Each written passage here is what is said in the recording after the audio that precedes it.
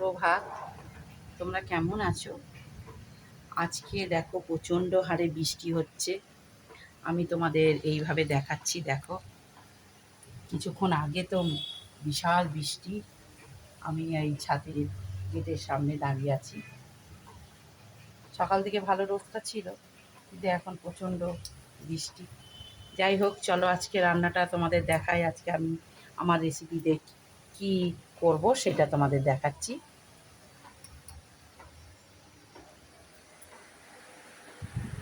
আজ আমি আমার রেসিপিতে রেখেছি পমফ্রেট মাছের একটা রেসিপি। তো এইখানে আমি 3টে পমফ্রেট মাছ নুন হলুদ আর একটু তেল মাখিয়ে রেখে দিয়েছি। আর আমি এটা আলু দিয়ে বানাবো। পমফ্রেট মাছ যে আলু দিয়ে যে তরকারিটা হয়, মানে ঝোল টাইপের হয়, ঠিক ঝোল না। তার জন্য এখানে আলু আমি কেটে নিয়েছি। আলু কেটেছি মানে এটাকে আমি সিদ্ধ করে আলুটাকে পিস পিস করে কেটে নিয়েছি। আর এইখানে আদা রসুন পেঁয়াজ আর টমেটো বাটা রয়েছে। আর চলো এবার আমি রান্নাটা, কড়াটা তো জেলেই দিয়েছি, কড়া গরম হয়ে গেছে, আমি এটাতে রান্না শুরু করে দিই।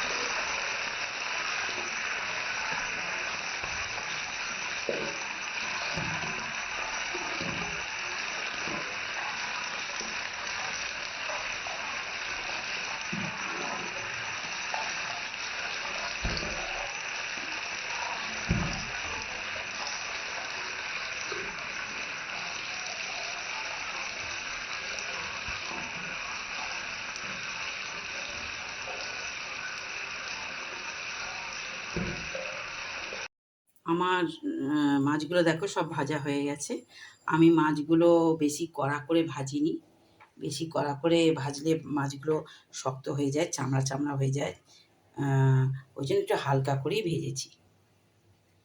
আর এবার এই তেলের মধ্যে আমি এই যে আলুগুলো কাটা রয়েছে, এই আলুগুলো একটু হালকা সিদ্ধ করা আছে, হালকা আমি এইগুলো ভেজে নেব। বেশি ভাজবো না, তবে একটু হালকা ভেজে নেবো, কারণ বেশি ভাজলে এগুলো আবার তলাটা ঝরে যাবে। এই জন্য আমি একটু অল্পই ভাজবো।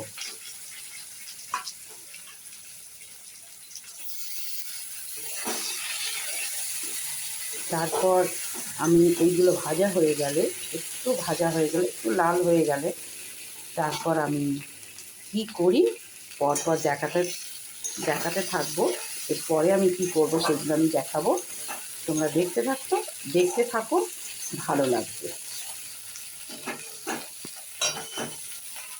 তোমরা দেখতে থাকো। এখানে দেখো আমি আলুগুলো ভেজে ফেলেছি।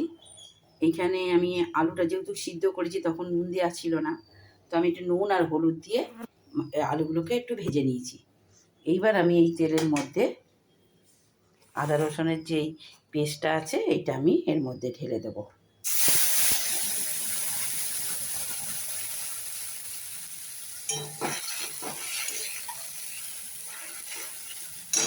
একটু গ্যাসটা জোর করে দিলাম। এবার এটা কিছুক্ষণ আমি করতে থাকবো।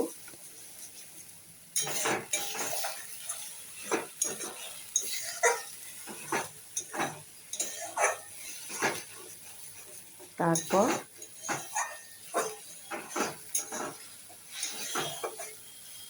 এর মধ্যে যা যা মশলাগুলো দেব সেইগুলো আমি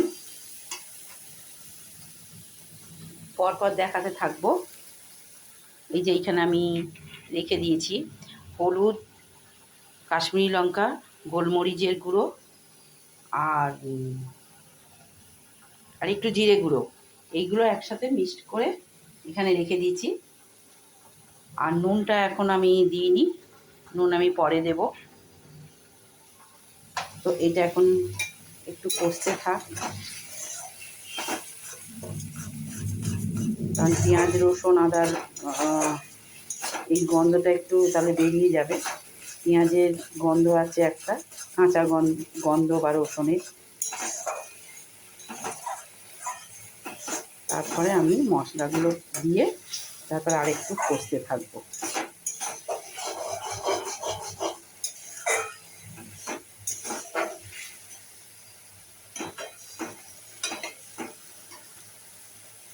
আমার এইখানে মশলাটা ভালো মতন কষা হয়ে গেছে, দেখো তেলও ছেড়ে দিয়েছে। তেলটাও ভালো মতন ছেঁড়া হয়ে গেছে, সাইড দিয়ে দেখা যাচ্ছে। এবার আমি এর মধ্যে ভেজে রাখা যে এই আলুগুলো ছিল, সেই আলুগুলো আমি ঢেলে দেবো। আর এই যে এইখানে একটু তেল তো দেখছো কতটা তেল রয়েছে এই জায়গাটার মধ্যে, এটা আমি গরম করতে দেবো। একটু গরম জল দিয়ে, এই গরম জলটা আমার তরকারি এর মধ্যেও ঢালা হয়ে যাবে, আর এই তেলটাও আমার পরিষ্কার করে এই জলের মধ্যে ধুয়ে যাবে, আমার নষ্ট হবে না। তো এই জলটা একটুখানি আমি ফুটিয়ে নেব। এবার এটা একটুখানি জোর দিই,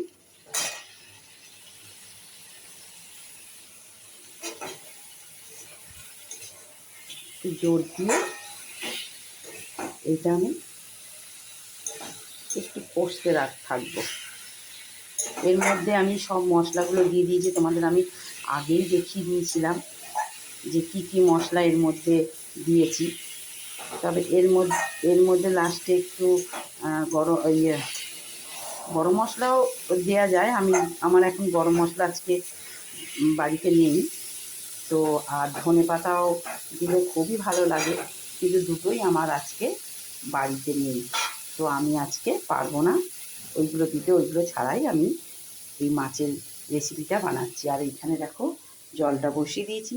আমার এই তেলগুলো, এই যে সমস্ত তেলগুলো জলের মধ্যে ধুয়ে যাচ্ছে, আর আমার জলটাও ফুটে যাচ্ছে, গরমও হয়ে যাচ্ছে। আর তেলটাও আমার নষ্ট হলো না। তো আমি এইটাই দেখো বসে যাচ্ছে। এবার আমি এইটা আর বেশি নাড়ব না। এইটার মধ্যে আমি একটু ওই গরম জলটা দিয়ে দেবো, দিয়ে তারপর ফুটে গেলে মাছগুলো ছেড়ে দিয়ে আমার রান্নাটা কমপ্লিট করব। আমার জল গরম হয়ে গেছে, আমি এইবার জলটা এর মধ্যে দিয়ে দেবো।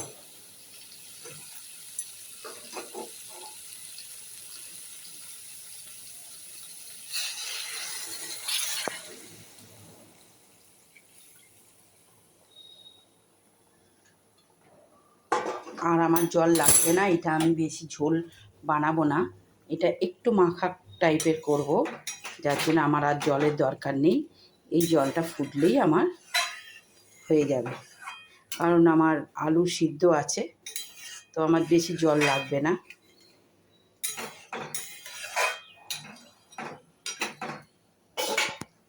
চলো এটা ফুটুক, তারপর আমি দেখাচ্ছি। আমার ঝোলটা অনেকটাই ফুটে গেছে। আর আরেকটা জিনিস তোমাদের আমি দেখাতে ভুলে গেছিলাম, তার জন্য আমি দুঃখিত। আমি লবণটা দিতে ভুলে গেছিলাম, এই লবণটা আমি এখন দিয়ে দিচ্ছি। আমার এমনি এটা ভাজার সময় লবণ দেয়া আছে, আলুটা ভাজার সময় আমি লবণ দিয়ে দিয়েছিলাম, তার জন্য আমার অতটা লবণের অসুবিধা হতো না, কিন্তু জাস্ট একটু দিতে লাগবে।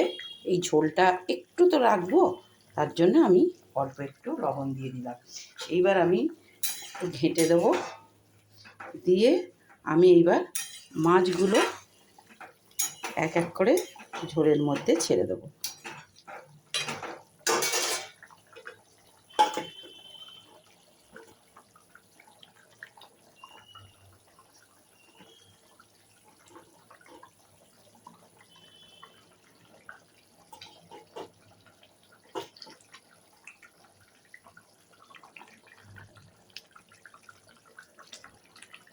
আমি সব মাছগুলো দিয়ে দিয়েছি।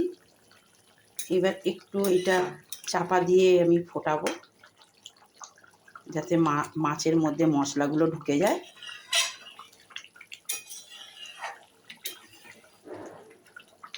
তারপরে আবার ফিরে আসছি।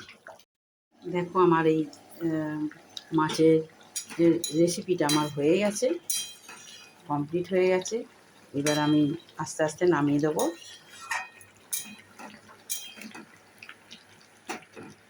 আর বেশি এটা মেরে দেবো না, এই ঝোল যেটা আছে সেটা এই রকম থাকবে, আর এইটা আস্তে আস্তে বসে যাবে। তো এর মধ্যে একটু ধনেপাতা দিলে খুবই ভালো হতো, যেহেতু নেই, আমি আগেও বলেছি, বা গরম মশলাও আমার এখন ঘরে নেই, তো আমি এইটুকুই এইভাবেই এটা করলাম। ওইগুলো দিলে আরও খুবই ভালো লাগতো। তো চলো আমি এটা আস্তে আস্তে তুলে ফেলি। তাহলে আমার ভিডিওটা যদি তোমাদের সকলের ভালো লাগে, তাহলে আমাকে সাবস্ক্রাইব করো, যারা আমার ইউটিউবে আমার এই ভিডিওটা দেখো। আর যারা আমার ফেসবুকে আছো, তারা আমার এই চ্যানেলটা ফলো করো, যে আমি কীরকম রেসিপিটা আমার কীরকম হলো। তো আমি যেরকম জানি আমি সেরকমই করেছি।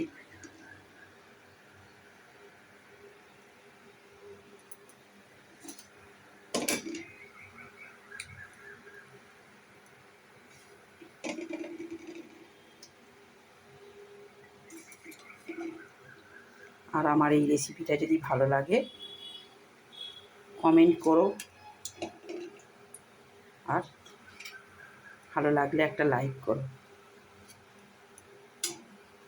তাহলে আজকের মতন আমি ভিডিওটা এখানে শেষ করছি। আবার একটা ভালো রেসিপি নিয়ে আসব। তো তোমরা সুস্থ থেকো, ভালো থেকো। এখানে আমি আমার ভিডিওটা শেষ করছি।